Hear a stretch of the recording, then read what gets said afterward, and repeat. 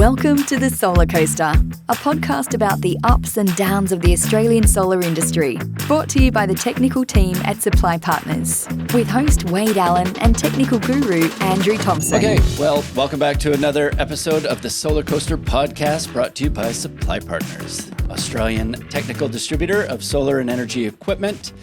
And we're here to help you stay in the cart on this crazy coaster, which is the Solarcoaster in Australia. Today we have with us the one, the only Dane Muldoon. Welcome, Dano. Thank you very much. It's a pleasure to be here. It's awesome to see you again. For those of you out there that you probably know Dane or you've dealt with Dane in this industry, you've been in it forever. Hey, like 2010, 2009? Yeah, so I got into solar in 2007, actually. So I was in the industry 14 years. I was at Supply Partners for 6 years. And for the last 2.5 years, I've been at Tritium. Exactly. So for everybody listening or watching, Tritium is what we are talking about today. We're diving into the world of EV and EV chargers and everything else. And Dane's an expert in it. And we will definitely be more knowledgeable by the end of this time, hopefully. There's so much to talk about, Dane.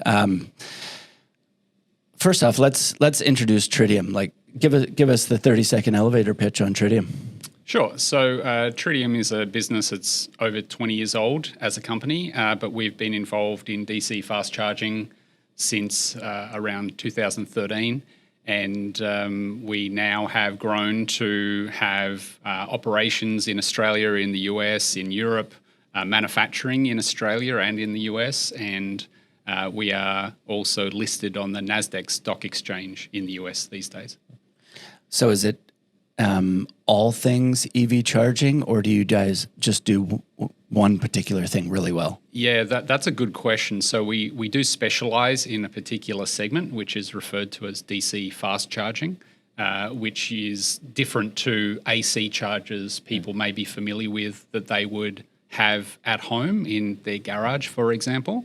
The DC fast chargers tend to be larger and much more powerful. So our range starts at 50 kilowatts and goes up from there. So this is more the sort of public fast charging infrastructure that you might find along highways, and some of the petrol retailers are starting to deploy fast charging systems, and there's a whole flurry of activity around building out that fast charging infrastructure. So you mentioned that they've been in the space for the last 10 years or so. I think you mentioned 2013, but have been around for about 20 years. So what were they doing in the 10 years prior? Yeah, so it's an interesting business. It was founded by three friends and graduates of the University of Queensland. They actually met while participating in a solar race. It's quite a famous one that goes across the centre of the country. I think Darwin to Adelaide, and it's typically university teams from around the world participate in that race, and University of Queensland had an entry called Sunshark, and what's actually really very cool is that the original Sunshark solar race car that they worked on is actually bolted to the wall in the lobby of our office over in Murray. Yeah. So you walk in through the front doors and there's this vehicle actually bolted up onto the wall. And the reason that works is because it was all made out of carbon fiber and was super light. So it's not actually very heavy. Yeah. Is that race still going on? Yeah, it is. Oh, fun. I think there was a hiatus during COVID, but it's coming back, yeah. I'd love to see what the technology difference is between the one bolted on your wall and what they're rolling out today. Yeah, that's exactly right. And one of the things that the foundation of Tritium was these three founders coming together, and they had produced some very advanced for the day and for that activity power electronics controllers, and they found other teams coming to them and saying, hey, that controller you're using is kind of awesome. Could you make one of those for us? And that was sort of the first product of the business, was building these controllers. And so the way the founders like to talk about it is they had dominant market share in the world's smallest product niche. But from there, they spent around a decade working on really interesting and bespoke power electronics engineering projects. One of the projects they worked on was like a battery management system down in Antarctica.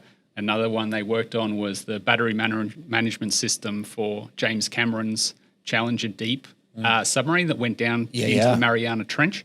So all sorts of weird and wonderful things, but it was around that sort of 2011, 2012 time period that they decided to pivot the business into this new field of DC fast charging. And I can assure you, at that time, it was not clear or obvious that EV was going to be the future. I mean, some people very much thought it was, but if you looked around, there was a lot of skepticism, and the industry and the maturity, very, very early days. And so Tritium ended up being one of the foundational manufacturers of DC fast charging infrastructure. It's ballsy. Like that was a big move. Hey, like 2013. Yeah, it was a bet the business kind of a move, but proved to be really, a lot of foresight. And, very good foresight. It gave us an opportunity to get involved, from some of the earliest days. And so we have some of the longest running relationships with our customers globally. And one of the very first markets that we got involved with was the Nordics. It was really? Norway, Sweden, Finland, that region, which when you think about geographically from Australia, could you get further away? No. Yeah, right. But you might be aware that some of those countries are real leaders in the adoption of electric vehicles, and they really got started a bit earlier than almost anyone else. Doesn't we're getting ahead of ourselves, but just when in colder weather, that reduces the range of the batteries, would it not? Yeah. So one of the things that the battery, the battery packs that are installed into the electric vehicles to improve their charging performance, they actually have a preconditioning function, which effectively is you heat it up or cool it down to the optimal temperature to take on board the electrons effectively. Oh, wow. So that you can maximize the charging rate, the charging speed.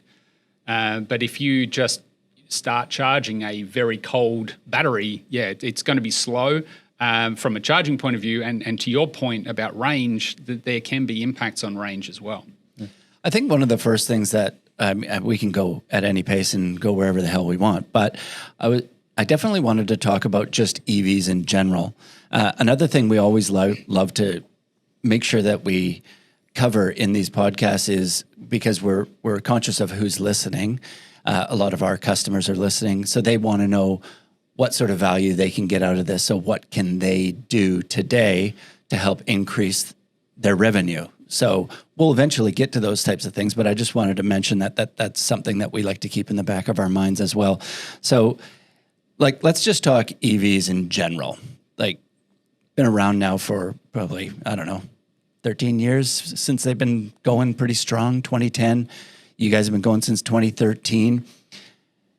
It's a very disruptive technology. It's one of those things that just changes everything, right? It's like when the cars first came out or coal or insulin, it's one of those disruptive technologies that when it takes off, it takes off. Yeah. And it seems to me like we are now in that upward turn of that S-curve of a disruptive technology. I think that's absolutely the case. Yeah. And it's been, year on year on year, adoption is going up.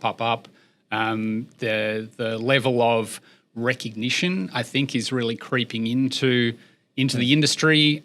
Some of the car manufacturers have been more bullish in adopting full electric powertrains. Others are laggers, but I think even some of the vehicle OEMs that have not brought as many full electric vehicles to the market as you might have expected them to are starting to wake up and recognize Yeah. that this is the way the entire world market is turning. And something that I think is fascinating is the number of niche vehicles that we're starting to see. So I've seen reports recently of electric fire trucks and heavier vehicles. In fact, we had Volvo's truck group bring one of their FM heavy duty models around to our facility in Brisbane just a couple of weeks ago to do some charging, and we delivered over 300 kilowatt hours into that vehicle battery over a course of about 2 hours. Oh, wow. Geez, that is fast. It's That's incredible. It's a big battery and it's a lot of power. Yeah. Well, I don't even know what 300 kilowatt hours gets you in distance, but I would imagine it's significant. Wouldn't that be probably what? Well, it depends what you're towing. Yeah. Agreed. That vehicle, how you I drive. think, can handle up to 44 tons or something. So it's okay. It's a truck. Yeah. It's Yeah. real. Well, there's going to be an entire electrification of our entire transportation system. Like the world will be completely different in 10 years. That's exactly right. And it's all sorts of things that you might not even suspect, like ferries. Yeah. And boats in general. And you think about, for example, in the Australian context, we have one of the natural wonders of the world in the Great Barrier Reef. Wouldn't it be nice if all the tourist boats going out onto the reef were electric, so the chance of dropping oil or having some kind of pollution event associated with the boat itself was just completely removed? You know what else is interesting, and I read or heard this the other day, is exactly what you're talking about in the electrification of these large freight boats. You also have to think of what they're actually hauling. Something like 3/4 of what a large cargo ship is hauling is coal, gas, other things that will be obsolete, really, not obsolete, but significantly reduced over the next decade. So not only are these ships going to be a lot cleaner, there's going to be a hell of a lot less of them as well. Yeah, I think one of the things, if you take a step back and sort of look at the big picture, is that there's clearly a huge technological step change that we're going through at the moment. The solar industry is evidence of that. In a decade or so, solar went from really unusual and kind of weird, and people weren't comfortable with it, to being on every second or third house in a suburb.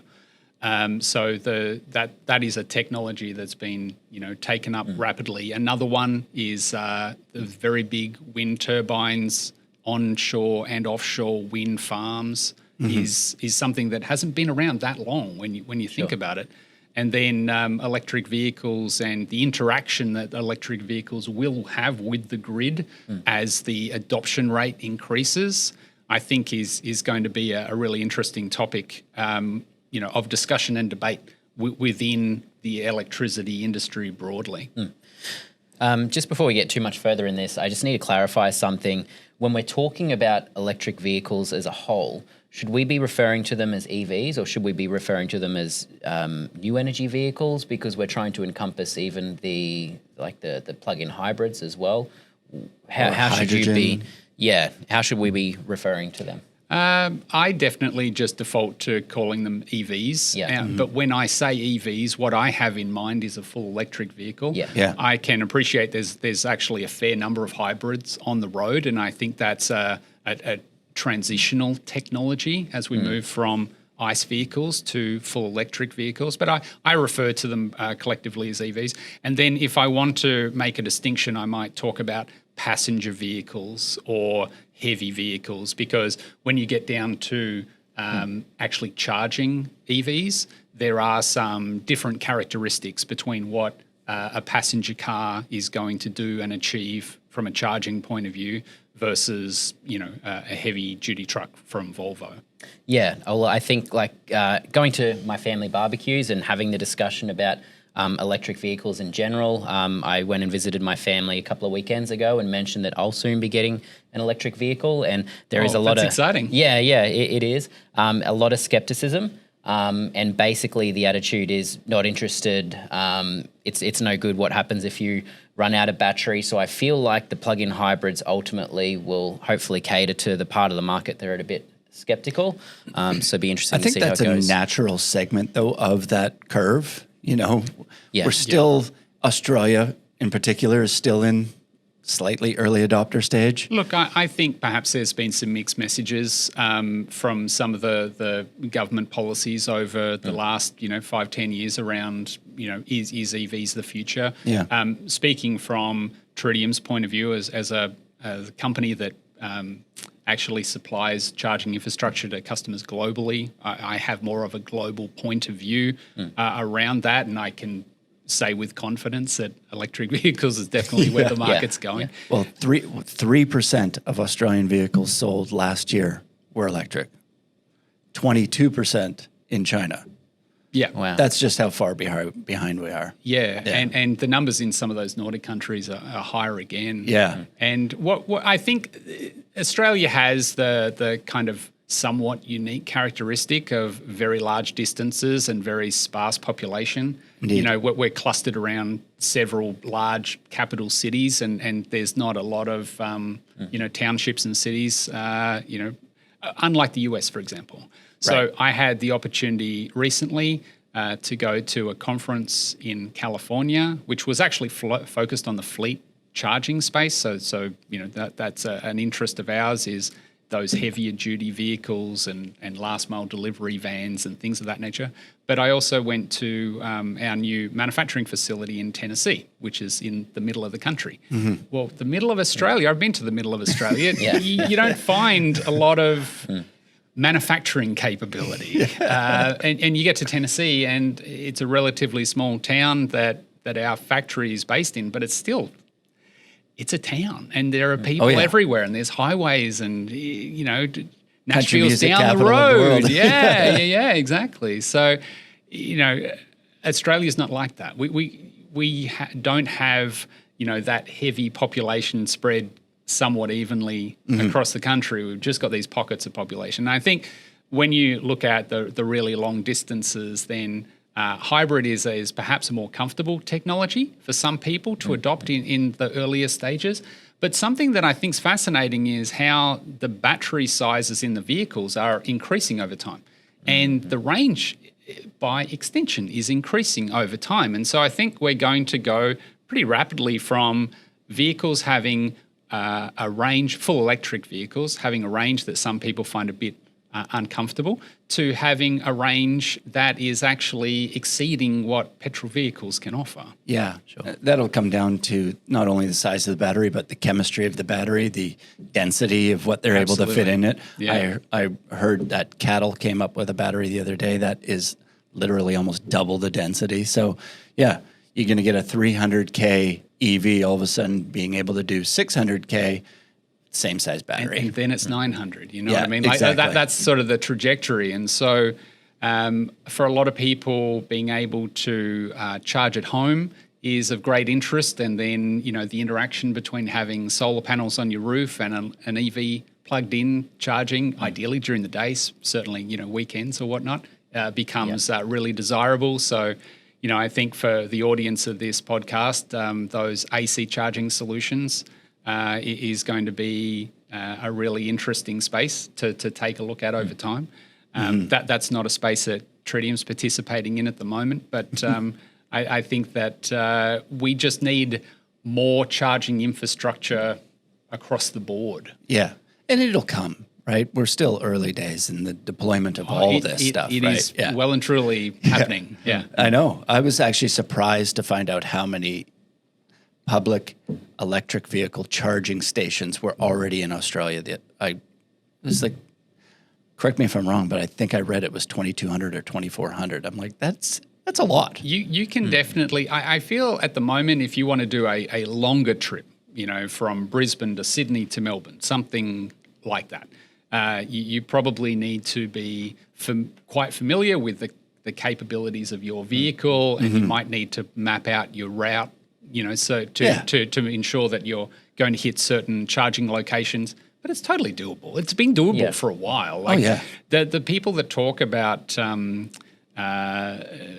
anxiety, I was just about to say that. Probably have a 20-kilometer commute, right? It's a funny situation. Well, range anxiety I get in my car anyways because I like to push it right. I'm like, distance till empty 53K. It's 49 to the next station. Let's do it. I know there's something in the bottom of that. But yeah, no, range anxiety is a real thing because you also have to consider exactly what you said. Not only what the vehicle's capable of, but where you're going to be traveling. Are you going over mountains and stuff? Because that'll reduce range. Do you drive like a maniac like me? And that'll probably, if you're hammering it all the time, that's probably going to reduce your range. You know? I was thinking as well that some people that do have the anxiety or skepticism around that if you're going on a long drive and you ran out of petrol, there could be no servos for kilometres around, potentially. But there is electrical infrastructure in most places. So if anything, they might actually be a bit better off. Yeah, that's the interesting point, and perhaps that's lost on some people, but the size of the petroleum retail network is actually small compared to the size of the electrical grid. Oh, definitely. Now, let's just go to charging here for a sec. You talked about you guys do DC charging, and the wall boxes on our home are AC chargers. We all know what the difference between AC and DC is, but explain what that means for the charging capabilities of the vehicle. Sure. So as we know, the grid is AC and the battery in the vehicle is DC. So somewhere we need to do a conversion from AC to DC. The electric vehicles build in what are referred to as onboard chargers, and that is a capability of changing AC to DC within the vehicle to then charge the battery. But because that power electronic sits in the vehicle itself, it tends to be relatively low power. Because they have to carry around that weight, and it takes up physical space in the vehicle. So oftentimes you'll find that the peak rate that the onboard charger can achieve is 7 kilowatts or 11 kilowatts. Relative to what can be achieved with DC fast charging, it's pretty small numbers. And it's because the AC charger is really just passing AC from the grid through to that onboard charger. The actual conversion stage is occurring within the vehicle. But if you are able to deliver DC directly into the battery, then the handbrake is off in terms of charging rate. Now it comes down to how quickly can the battery accept that charge. And we're seeing a lot of advancements in line with your comments around increasing power density. We've also seen in the last few years advancements in increased battery voltages. So there is sort of two camps in passenger EVs. There are what are referred to as 400-volt vehicles, and that's relative to the battery of the electric vehicle is nominally 400-volt DC. And then there is 800-volt vehicles. And what we've seen with the 800-volt vehicles is they can charge at even higher power levels than what the 400-volt vehicles can. But what you find with the ability to supply the DC straight to the battery is that kind of the slowest rate you'd expect is maybe 50 kilowatts, and it goes up from there. So there are 400-volt vehicles that can charge at 150 kilowatts, which is a lot. And then there are 800-volt vehicles that can go significantly above that in passenger vehicles up towards 250, even 300 kilowatts. And I think that with the EVs as well, in partnership with the DC fast chargers, I see there's a bit of competition at the moment from the battery manufacturers as to which ones can sustain the continuous charging current for long periods. And I actually saw an article recently, I believe it was BYD batteries in Tesla, and they could actually sustain that continuous charging power for pretty much the entire time of charging. So are you seeing that with your experience? Yeah, so this is where I start to draw a distinction between passenger EVs and heavy-duty trucks, buses, things like that. So what we find with a typical passenger vehicle is that it can achieve its highest charging rate when the battery is 10%, 20%, that kind of range. In other words, quite low, quite empty. And so a typical curve might start high if the battery is quite empty and generally speaking tail off. By the time you get to 80% state of charge, 90% state of charge, you're really close to completely full, then the charging rates really slow down. Is that to protect the battery? Like you don't want to go to 100% state of charge or what? No, that's just the characteristic of the battery itself. Its ability. ability to accept the charge just decreases as its voltage rises. Yeah, right. So with the passenger vehicle, you're going to achieve some of those peak rates early on when the battery is quite empty. But there is different schools of thought about the best way to go. Some of the vehicle OEMs try to achieve very high charging rates, and I think partly that's like marketing, to be able to say we can achieve these very high charging rates, under particular conditions, but then maybe they can't sustain it. Others have the point of view that they will invest not just in the battery chemistry, but also largely in the cooling technology. If you can do a really good job of keeping the battery in the right temperature range over the course of the charging session, you're much more likely to sustain a high charging rate over time. Okay. That's interesting. Now, when it comes to tritium chargers and you're doing only DC chargers, what is optimal for you guys? Because you're going to have to do that conversion, are you not? Like if you have a DC fast charger in the middle of nowhere, it's connected to the AC grid. So your charger is doing the converter. Yeah, in fact, there's three different power conversions required. So the first one already mentioned is we have to go from AC to DC. But there is a second stage where we have to be able to vary the DC. And that's because what the battery can accept from a voltage and current point of view does change over the course of the charging session. And importantly, the charging station's responsibility is always to follow the requirements of the vehicle's battery. The vehicle's battery dictates what should happen, and the charging station follows that lead. Yeah. And so we need to be able to vary the DC, so that is now a DC to DC conversion to be able to meet the changing requirements of the battery over the course of the charging session. And then the third conversion is actually one for electrical safety. It's galvanic isolation. So you might be aware that most say residential solar inverters, I guess even commercial solar inverters these days are non-isolated or transformerless. Our equipment actually has to have a transformer in there so that we have galvanic isolation between the grid and the vehicle.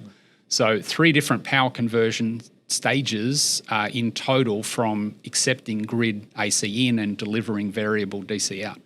Is it still a pretty good efficiency?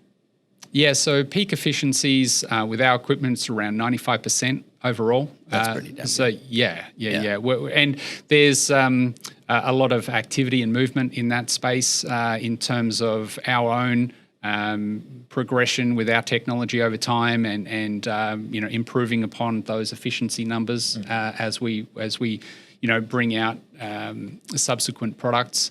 But broadly in the industry, I think everyone has done a pretty good job, pushing those efficiency numbers up over the last few years. Yeah.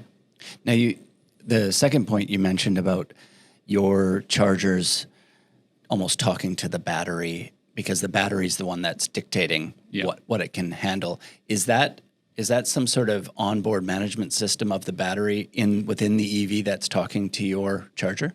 Yeah, absolutely. So okay, cool. Within the electric vehicle is the battery itself, which is just, the device that can hold the charge, but then the battery management system that sits over that is able to control, the rate of charge. It can start and stop a charge. It, in some vehicles, might even control the cooling system to keep the battery within the right thermal range.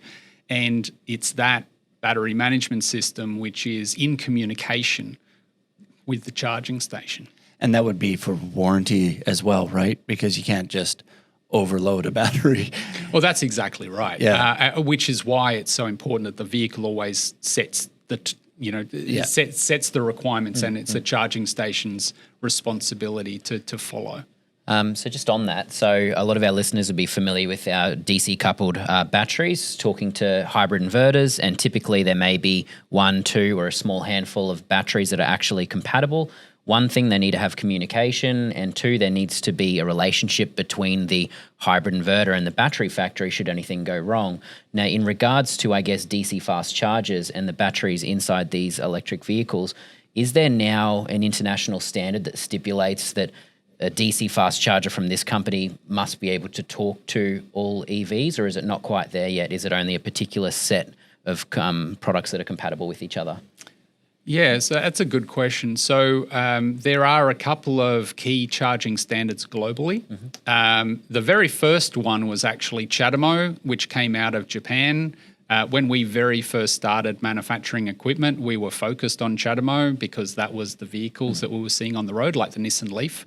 Then the CCS standard was really developed and pioneered in the European market, and that has also been adopted globally. So, for example, in Australia, most new EVs are going to have a CCS charging port on them. CCS is also widely used in the North American market as well. Then there is a standard called GBT, which is used in the Chinese domestic market. So we don't really see GBT vehicles outside of China, the country. But China is actually a large adopter of electric vehicles. So, there's a lot of GBT vehicles out there, but they're all within China.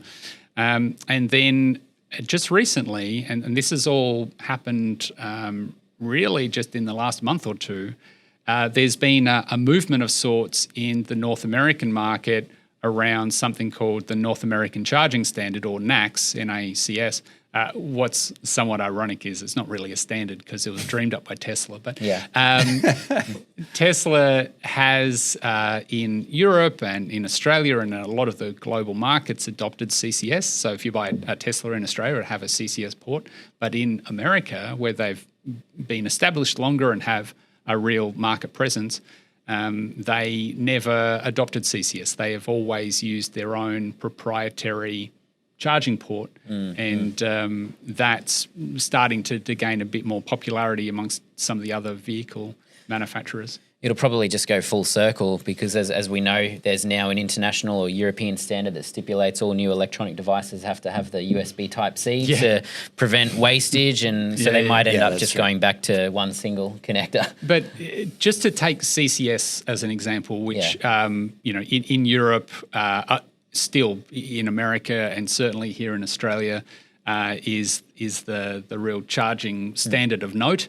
CCS is not just the physical cable and the shape of the plug and making sure that plug matches to the port on the vehicle. Yes, it's all of those things. But running over the top of that physical connection is a communication protocol called ISO 15118. And that is the way in which the vehicle communicates with the charging station. And the nice thing is that we basically can support any CCS vehicle with our equipment because we support CCS, the standard, and that protocol. Yeah, perfect. Well, that's exactly what you said, Andrew. That's so important to prevent wastage, and everything should just be of the same standard. DC charging is, international DC. We don't have to worry about different voltages of AC and this and that and the other thing, so that's probably the best way to go. I remember talking to you a while ago, Dano, about like your guys' DC chargers don't come with any sort of onboard management system when it comes to being able to put it in a public space and being able to tap and pay for it, correct? Yeah, so there is a distinction in the industry between the hardware assets, which is our focus, that's what we design and manufacture, and the management of those hardware assets in the field. And so if you have a Tritium charger in a public location and it's free to use, you probably don't need to manage that asset. You know, you can just walk up and or drive up and use that, and it's free, and away you go. But the reality is that even though some of the chargers out there are free today, the movement over time is that these DC fast chargers are to earn revenue. Yeah. They will be charging for power, and as soon as money's involved, it makes sense that active management is involved. Because if you are accepting a payment with a credit card, for example, you have to have all the gateway and the acquirer financial, relationships established. If you're using a mobile app to initiate a charging session, that has to be communicating with a back-end system. If you're using an RFID card or token, that has to authenticate against, a list of approved authenticated customers for that particular owner-operator. Yeah, and there's going to be a level of security surrounding that for your personal information. Very much so, yeah, absolutely. So the way our equipment works is that we offer a monitoring system which will allow our customers to understand at a very fine-grained, very deep level how our equipment is performing in the field, how it's operating. We have very rich telemetry around the exact operation of our equipment, but the management, which you can think of as being the authentication of users and the invoicing and billing of users, that is undertaken by a third-party piece of software, which is referred to as a charging station management system, or CSMS, using a protocol called OCPP. Sorry to jump in on all I love my acronyms. Don't acronyms. but like the solar industry, we have a few of our own over in EV. Indeed. So if I owned a roadhouse in the middle of nowhere and it was always a really popular spot for people to stop, it would probably be a great idea for me to put in a fast charging DC charger. Yeah. So that people actually put me on their, what is it? What's that app called? AT? PlugShare? PlugShare. Yeah. So that they know you can come here and you come into my diner and have a beer. Well, not a beer. Well, the backseat drivers can. Yeah. But if I was to put that in and I bought a Tritium charger, then I would have to buy one of these CSMS? CSMS, Yeah. So are those readily available? Is it easy to find? Yeah, there's lots of them. So Okay, if you look at DC fast charging manufacturers, Tritium, plus we have a number of competitors, seems to be growing. But likewise for that CSMS management system, there's a whole host of players. And because those systems tend to be software as a service, some kind of subscription model where you pay perhaps per charger per month or some kind of fee structure like that. There are all different shapes and sizes of these software management systems. Some are focused on public charging, some are focused on fleet charging, some are focused on bus charging, for example. Okay. There's lots of options. It's not a difficult hurdle to get over then. No, but it is an important piece Indeed. of the puzzle. And as I said earlier, the simple way to think about it is if money's involved, you need to manage it. So your hardware in itself, we know in solar that if anyone's billing for energy, they need to use a patent-approved PPA meter. Does your hardware have patent-approved PPA metering built within it, and we're just talking about a software who can actually generate bills, or? Yeah, look, really accurate metering of DC power delivery is pretty complicated. Yeah. And the DC metering standards and requirements are really very young compared to AC metering. AC metering's well understood. It's the rules and regulations have been in place for a really long time. But DC metering has kind of come out of nowhere in the last 10 years as an emerging need. So there are some countries, some markets where DC metering is either required today or is a requirement to be introduced shortly. Mm-hmm. In Australia, we're on a path in that direction, but we're perhaps still a few years behind in terms of making it a mandatory requirement. Okay. And one thing that we get asked quite often and quite a bit recently is bi-directional chargers, like vehicle to grid. So you come into work, you fill up your car with battery charge, you go home, and then you discharge that battery to run your home at night kind of thing. Where are we in that world?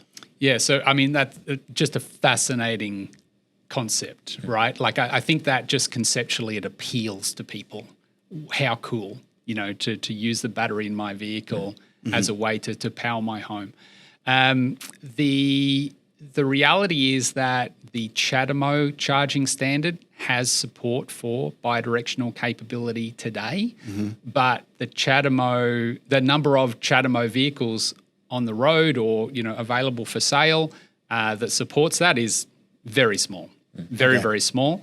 CCS, which is by far the dominant charging standard globally, has support coming. So I mentioned before there's this communication protocol, ISO 15118, that allows the charging station in the vehicle to talk over that charging cable. The sort of next generation of that protocol, which for the first time introduces support for bidirectionality, came out last year and is now sort of being worked on and developed within the industry moving forward. I think with respect to CCS vehicles, we're probably still 3 or 4 years away yet because it's multiple pieces of the puzzle. You have to have a vehicle that supports bidirectional power flows.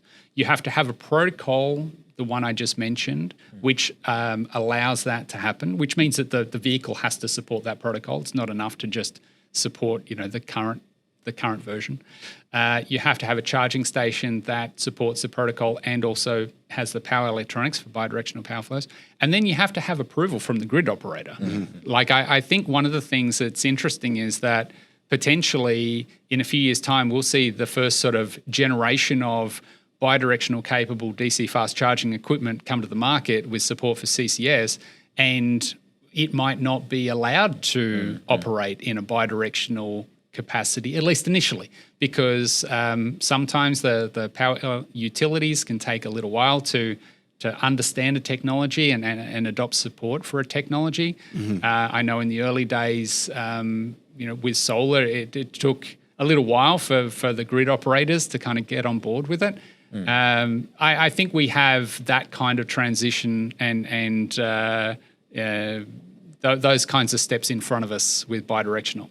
I can imagine if a significant portion of the population drove their EVs to work, used excess solar PV to charge that battery, and then went home and used that to run their home. Retailers are kind of shoot out of that whole situation, aren't they? They're not. There's nothing. There's nothing for them. They may become a byproduct of this whole transition. And yet, at some level, that's probably what we need to do, because we have this excess of energy most days in the middle of the day because of solar, whether it be residential, commercial, or big solar farms, and we're struggling to use it. And then the sun sets, and the price of power spikes because we've hit a peak demand period and we don't have those solar generators online. So the idea of sort of taking that excess from the day and making it available in the evening is obviously something that's very popular, in the residential solar market these days with energy storage systems. In that respect, vehicles are just batteries on wheels when you have that bidirectional capability in place. I think the most important thing that the networks are going to want is visibility. The solar industry has changed a fair bit since you left, but they actually are becoming more flexible now. Whereas like in Queensland in the past, they may have given you a limit of 10 kilowatt of connection capacity on a single phase. You can now have up to 20 kilowatt of connection on a single phase. However, to do that in Queensland, you need to lodge a dynamic connection application, and they need to have visibility over your system and be able to ramp it up and down as needed. So that's the most important thing. And I see they would probably maybe roll out something similar with EV chargers. Bidirectional EV chargers is adding that capacity to the network. They would just need to be able to see it, have control over it, And I know that Energy Queensland is just getting their utility server online. So whether they perhaps control the EV chargers in a similar way to the inverters, but I would like to think that if it's going to take 3 or 4 years for this to become probably a more common thing with bidirectional chargers, the network should hopefully be up to speed by then. Well, bidirectional chargers and bidirectional vehicles. Yeah. It's certainly not the case that, everyone's just waiting on the charger infrastructure. But to your point about the utilities wanting to have visibility and wanting to be able to dynamically control the kind of loads, understanding that we have systems in the hundreds and hundreds of kilowatts. So, it can be a large draw upon the grid. If everything's, running, we're already seeing in some markets in Europe, legislated requirements around the ability for the grid operator to send a signal into the charging infrastructure to be able to reduce its output. And we have full support for the customer CSMS management system to be able to do that type of load management remotely as well. So I think at a point in the future where this becomes a topic of conversation with the local utilities in Australia, we'll be well and truly prepared for it because we're sort of, some of those trends are already in motion internationally. Yeah. That, I guess it helps that you guys are an international company. You deal with all these countries overseas that are so far ahead of us. You can foresee what's going to be coming down the pipe here and align yourself perfectly for it. Yeah, very much so. Australia, as discussed, has some sort of characteristics that are somewhat unique around, the size and the population density. But, we're buying the same types of electric vehicles that people in other countries are. We have, similar sort of grid infrastructure as other countries have. The types of challenges where you have really high penetration of EVs on the grid and charging, the lessons learnt from the countries that have further progressed on that trajectory, absolutely relevant to Australia. And it's one of the things that I enjoy most about my role is it's a global role and I have the opportunity to talk to customers right around the world. I get a chance to sort of get those insights about where the market's moving to. And then you sort of look at where Australia is and you can absolutely see, how that's going to pan out. I also recently read that the U.S. Federally came out with, I think it's some sort of standard where if you were involved in charging, and I think maybe it has to do with some sort of grant funding perhaps, but it might just be a standard across the board that I think it's 97% of the time you need to have uptime on that charger. And because my biggest range anxiety would be planning my trip out and you roll into one because I like to take it to the limits and it's down. Yeah, absolutely. And I think what's interesting is that there's two different factors that are really pushing in the direction of these high uptime requirements. One is that the companies actually owning and operating the assets and running the networks, they want high uptime, obviously, because they don't want to turn someone away because there's some issue with a charging station. But then, from the other side, we're seeing these legislated requirements coming in from some, governments and especially associated with some programs. The one you're talking about there is referred to as NEVI, which is the National Electric Vehicle Infrastructure Bill, and it's associated in the US with federal government funds to support highway charging sites predominantly. And I think NEVI's fascinating in so much as it really lists out a whole bunch of requirements that perhaps have been nice to haves, up until now, but actually become hard and fast requirements. You must meet this standard. You must meet this uptime requirement. You must meet this reporting requirement. There's a whole host of things in that document. One thing that's interesting about that plug share, yeah, that app is people are that are users on the app are actually putting, public, not even EV chargers, but public free plugins on this thing, saying, you can go here and charge your car for free. It's a bit ridiculous. Yeah, in preparation for our EV delivery, I thought, okay, I'm going to download the PlugShare app and I'm going to see where I can charge nearby at no cost. Oh, my neighbour. Yeah. Pretty Sweet ass. Pretty Doors much. up. Pretty much. But looking at like the local shopping centres, and I'm like, oh wow, there's one near us here in Mount Omni in Brisbane. And then I click into it, and it's a photo. Someone's found at one corner of the shopping centre car park that there's a PowerPoint up on the ceiling that is able to be used, and they've listed it as a charger on PlugShare. Like. Yeah. Energy theft is going to be a serious problem for people. I'm not sure how they're going to be policing this. It's quite ridiculous. Yeah, I mean, when you really start to look, you'll find PowerPoints everywhere. Yeah. Oh yeah. And Except in when the you need past, one. yeah. In the past, I think it's been the case that sure, there's a PowerPoint there. Sure, I can see that PowerPoint, but there's nothing I want that PowerPoint for.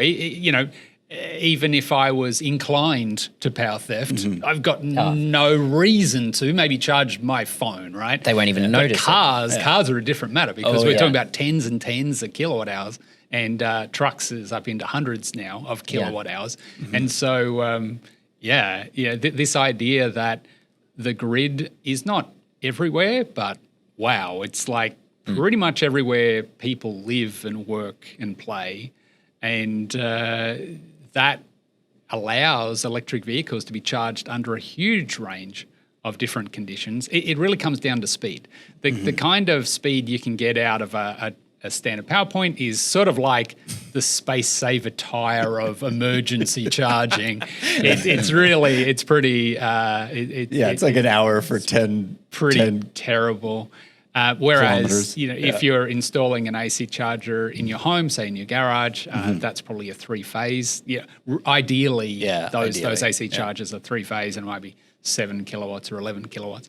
And then you hit the DC fast chargers, and you start to be able to put some serious range into the vehicle in a very short amount of time.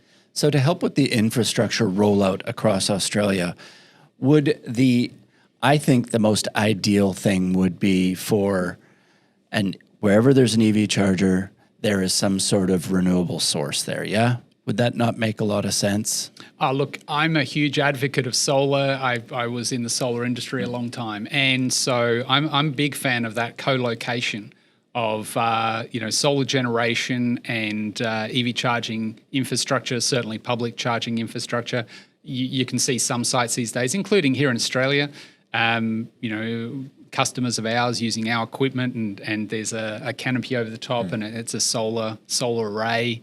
That car park shading approach, just fantastic. But for the time being, I think there are going to be some of those very remote sites where it might be difficult to set up the ideal design initially, and so there are circumstances where you might have to actually fall back on a diesel generator, for example. And we've got a customer halfway across the Nullarbor Plain, and they use biofuel. So when you take the oils and the fats and you turned into biodiesel, they're doing that sort of thing to run the generator, to run the charger, to charge the vehicle. I can see the steam coming out of the flat earthers right now. Well, I think you're using coal to charge your car? No, it's like fish oil, fry oil in that case. I think maybe it was over the Christmas holidays just gone.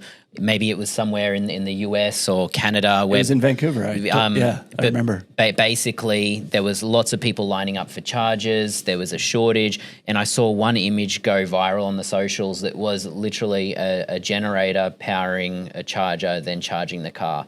And the skepticism, all the people, they ran wild with that. They shared it with everybody and saying, this is ridiculous. It's not a good image. Let's agree that's not an optimal configuration at all. I'd also say it's very unusual, though. Very, very unusual. Like we've discussed, the electricity grid is kind of everywhere. So, what's the next few years look like for charging tech? Are we going to get, like we kind of touched on it already about how it's all moving to that one standard, but is there anything else within the EV itself or within your guys' charging tech that's going to make it better? Yeah, it was certainly the next few years are likely to be very exciting. Yeah. More vehicle manufacturers bringing more models to the market in the passenger vehicle space, more electric trucks and buses and vans in that commercial space. And there's even some of the construction equipment manufacturers that are starting to talk about, like a bulldozer that runs as an EV and things of that nature. There is ferry boats and those sort of pleasure craft boats that are moving in that direction. And I've even seen examples of people working on vertical takeoff aircraft, effectively like a big drone that can, carry people around as a new frontier in aviation, and all of it's going electric. Yeah. But what we're finding is the kind of power that you need to charge a regular passenger car is really quite different to the power you need if you want to charge some big semi-trailer or maybe like a dump truck in a mine site. And so one of the real trends, and I think one of the emerging technologies that you can expect to see over the next few years is the emergence of a standard referred to as megawatt charging, whereby currently with CCS, the threshold for power is around 350, 400 kilowatts in that kind of space. But there are vehicles and vehicle OEMs and manufacturers that are just like, 400 kilowatts, I can't work with 400 kilowatts. What's 400 kilowatts? That's going to get me nothing, right? We need double that or triple that. And so there is some really interesting stuff happening in megawatt charging. Some of the Australian mining companies are kind of pioneers in that space globally. Yeah, right. So there's perhaps more activity in megawatt charging in Western Australia than anywhere else in the world, which is kind of amazing. But yeah, more power. It's like more power. And there could be no downtime, so it'll probably be hot swappable, right? Like you roll your massive bulldozer up, someone in a forklift lifts off this huge battery, plugs it in over there, grabs a fresh one, throws it in, and away you go. Yeah, that approach of battery swaps on the very high power level vehicles has certainly been investigated, but I can tell you the trend is not to go down that path. Oh, really? The trend really is to just deliver more and more power over a fixed cable connection and have that battery, permanently installed in the vehicle. And I think managing a battery over the life cycle of the vehicle, understanding that especially when you get into off-road situations, there's a lot of vibration and that can have an impact on battery life potentially and service and maintenance. But just that it's so hard to make the battery hot swappable and make it work. Yeah, okay. And I think the analogy perhaps is what's happened with mobile phones over time. Once upon a time, mobile phones would have a swappable battery, but eventually the battery technology got to a point where it was actually more convenient and delivered better long-term performance and reliability to not make it a swappable battery. And, the modern smartphones these days, it's actually very rare to see that. So a question for you, again, I'm not a skeptic. I love electric vehicles, but something that has crossed my mind is, as we know with household batteries, and again, it's very different to, I guess, like larger scale batteries that you'll find in the car. But let's say at the 10-year mark, maybe they have around 60% of their original capacity remaining. Now, do you know what the plan is with car manufacturers as to, like, sure, the batteries aren't hot swappable, but do you believe that you'll be able to send it off to the manufacturer and have the batteries kind of replaced, kind of similar to iPhones, that yes, you can't just go and replace a battery in an iPhone, but you can go to the Apple store and they can do it for you. You can get a longer life out of that. Where do you see that going? Yeah, I think there's a lot of different models, frankly. I wouldn't say that there's one particular model that every vehicle manufacturer has adopted. Some are likely to offer a new battery as a charge at some point, in the vehicle's life. Others might have different approaches. But one thing I am aware of that seems to be really I think quite fascinating is this idea that the performance you need in a battery in a vehicle is very high. You have to be able to deliver the power straight away. You have to be able to charge relatively quickly. Things happen fast, and the battery has to support that operation. But I've seen examples where the manufacturer, at some point where the battery is considered to be end of life for a vehicle application, can remove the battery pack and make it a stationary energy application. Right? And maybe it becomes a battery pack that goes into a battery that now sits next to a building and is connected to that building for all the standard kind of stationary energy storage usages that we're familiar with. That's interesting, actually. So some of the first batteries that I ever sold in a previous business, they actually were previously electric vehicle batteries, and now they're sitting in households around Australia as their overnight energy supply. So that is in use and has been in use. So as long as they're being repurposed, it'll just be a good way to... I think there's, when you look at the cost of an EV and you look at just the battery as a component in the EV, it's a significant cost, right? It's coming down over time, but the battery itself is a significant cost. And just because it might get to a point where its performance characteristics don't meet a vehicle application, there's still lots of utility in that battery. And I think this sort of second phase usage is going to be a really interesting space to keep an eye on. Well, we're going to have to wrap up pretty quick, but before we do, I want us to all try and make a bold prediction, just for fun. And think of it as a whole. Like we've got these electric vehicles that are now they've ruptured the ICE market. Like internal combustion engines their days are numbered. And we're on that curve up in this S curve. What year do you think we will be, let's say, 80% electric on the roads? I think that'll be a while. Yeah. The reality is that people if they buy a car brand new for their own use, they're likely to hang on to it for a fair while.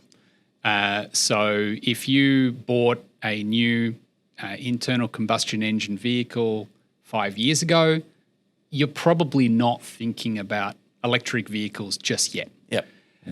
So I think that the transition will take a while. Especially perhaps, here. Well, yeah. So I draw a distinction between 80% of the vehicles on the road versus, say, 80% of new vehicle sales. Let's do that. Yeah, I think that perhaps is a little bit easier to offer a prediction on. And frankly, it will be a guess. But I think that it could be as soon as 10 years. Yeah. The early 2030s, maybe 2031, 2032, something like that. 80% of all new vehicle sales, EV. I hear that. I mean, that's a crystal ball, but there's just such an excitement in the industry, and there's such a sort of bullish stance in the industry about we're making this happen. And when that curve starts, man, it goes fast. Absolutely. Like they're predicting 40% of new vehicles purchased in China this year, EV. Next year it'll be 60, and the year after, it's so fast. Apparently the Shanghai Car Show that was just recently was all EVs. Yeah. And that's the excitement, right? Like you go to a car show, you want to show the exciting thing because you're right there next to all your competitors. You want to show, what's the new hotness. Oh yeah, and these Chinese EV manufacturers are making all EVs. They're making such amazing vehicles for so cheap.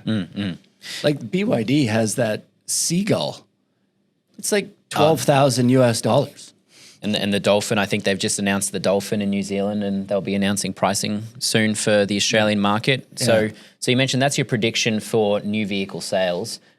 With kind of getting the old vehicles off the road, we probably need to have a pretty hard stance on how we can do that. Now, I believe in New Zealand, and correct me if I'm wrong, but I believe they tax ICE vehicles, and they use that tax to, I guess, fund rebates for EVs. And now historically in the US, or at least in California, I've found registration in California, the older your vehicle gets, the more you're paying to keep it on the road. Oh, wow. Whereas in Queensland, it's if you've got 6 cylinders, 8 cylinders, you pay more registration. So I think there needs to be a complete overhaul with that system.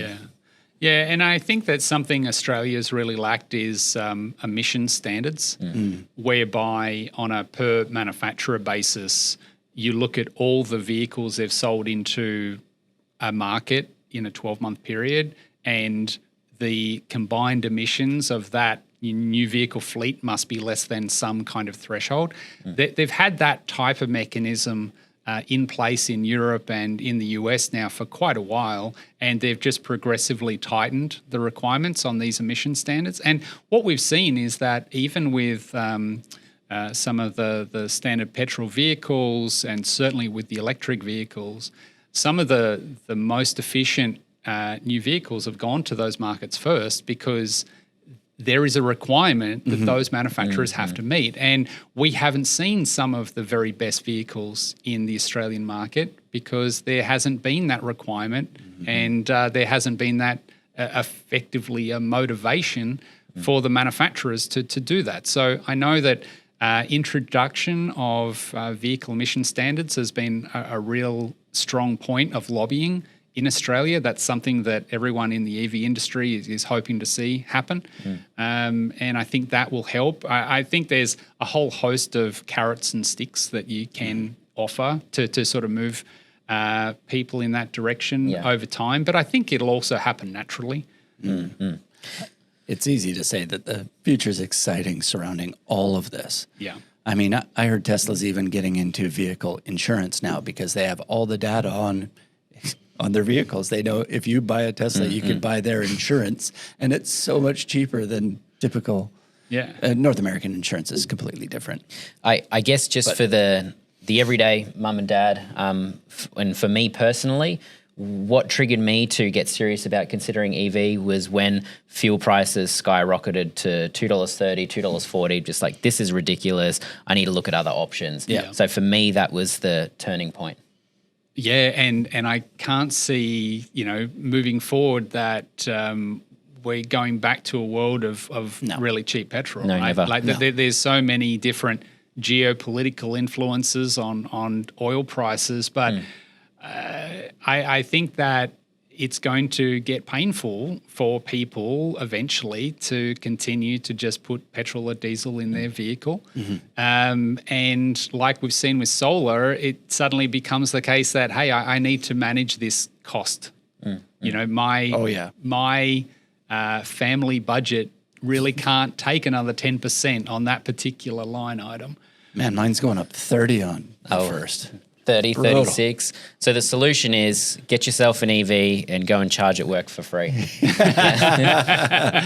And really, like, for those listening, you do have the opportunity to even, if you really want to ambulance chase, you could go on PlugShare, look within 500K of where your business is and go, you know what, this area could really use one. Go out there and get your foot in the door selling an EV, and then, come back 6 months later and sell them solar and what have you, right? Like, you really can. It's that possible.